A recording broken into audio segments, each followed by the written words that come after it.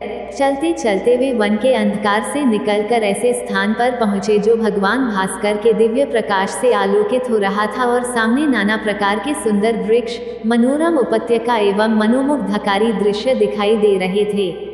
रामचंद्र ने विश्वामित्र से पूछा, हे मुनिराज, सामने पर्वत की सुंदर उपत्यकाओं में हरे हरे वृक्षों की जो लुभावनी पंक्तियां दृष्टिगत हो रही हैं, उनके पीछे ऐसा प्रतीत होता है कि जैसे कोई आश्रम है। क्या वास्तव में ऐसा है या यह मेरी कल्पना मात्र है? वहाँ सुंदर सुंदर मधुरभाषी पक्षियों के झुंड भी दिखाई दे रहे हैं, जिससे प्रतीत होता है कि मेरी कल्पना निराधार नहीं है। विश्वामित्र जी ने कहा, हे वत्स, यह वास्तव में आश्रम ही है और इसका नाम सिद्धाश्रम है। यह सुनकर लक्ष्मण ने पूछा, गुरुदेव, इसका नाम सिद्धाश्रम क्यों पड़ा? विश्वामित्र जी ने कहा, इस संबंध में भी एक कथा प्रचलित है। प्राचीन काल में बलि नाम का एक राक्षस था। बलि बहुत पराक्रमी और बलशाली था और समस्त देवताओं को पराजित कर चुका था। एक बार उसी बलि ने यहाँ पर एक महान यज्ञ का अनुष्ठान किया था। इस यज्ञानुष्ठान से उसकी शक्ति में और भी वृद्धि हो जाने वाली थी। इस बात को विचार करके देवराज इंद्र अत्यंत भयभीत हो गए। इंद्र समस्त देवताओं को साथ लेकर भगवान विष्णु के पास पहुँचे और उनकी स्तुति करने के पश्चात उनसे प्रार्थना की, हे त्रिलोकीनाथ, राजा बलि ने समस्त देवताओं को परास्त कर दिया है और अब वह एक विराट यज्ञ कर रहा है। वह महादानी और उदार हृदय राक्षस है। उसके द्वार से कोई भी याचक खाली हाथ नहीं लौटता।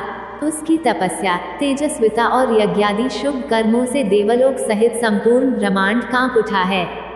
यदि उसका यह यज्ञ पूर्ण हो जाएगा तो वह इंद्रासन को प्राप्त कर लेगा। इंद्रासन पर किसी राक्षस का अधिकार होना सुरों की परंपरा के विरुद्ध है। अतएव हे लक्ष्मीपति, आपसे प्रार्थना है कि आप कुछ ऐसा उपाय करें कि उसका यज्ञ पूर्ण न हो पाए।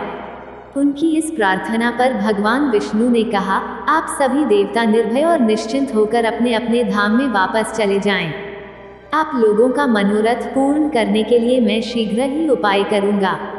देवताओं के चले जाने के बाद भगवान विष्णु वामन बौने का रूप धारण करके वहां पहुंचे जहां पर बलि यज्ञ कर रहा था। इस बौने किंतु परम तेजस्वी ब्राह्मण से राजा बलि अत्यधिक प्रभावित हुए और बोले, विप्रवर, आपका स्वागत है, आज्ञा कीजिए, मैं आपकी क्या सेवा कर सकता हूँ? बलि के इस तरह कहने पर वामन रूपधारी भगवान विष्णु ने कहा, राजन, मुझे बैठकर भगवान का भजन करने के लिए सिर्फ 2.5 चरण भूमि की आवश्यकता है। इस पर राजा बलि ने प्रसन्नता पूर्वक वामन को 2.5 चरण भूमि नापने की अनुमति दे दी। अनुमति मिलते ही भगवान विष्णु ने विराट रूप धारण किया और एक चरण में संपूर्ण आकाश को और दूसरे चरण में पृथ्वी सहित पूरे पाताल को नाप लिया और पूछा, राजन, आपका समस्त राज्य तो मेरे 2 चरण में ही आ गए, अब शेष आधा चरण से मैं क्या नापूं? बलि के द्वार से कभी भी कोई याचक खाली हाथ नहीं गया था। बलि इस याचक को भी निराश नहीं लौटने देना चाहता था।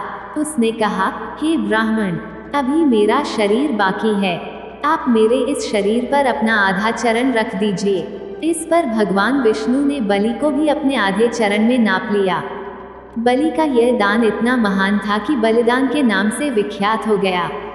भगवान विष्णु ने बलि की दानशीलता से प्रसन्न होकर उसे वरदान दिया कि यह स्थान सदा पवित्र माना जाएगा, सिद्धाश्रम कहलाएगा और यहाँ तपस्या करने वाले को शीघ्र ही समस्त सिद्धियाँ प्राप्त होंगी।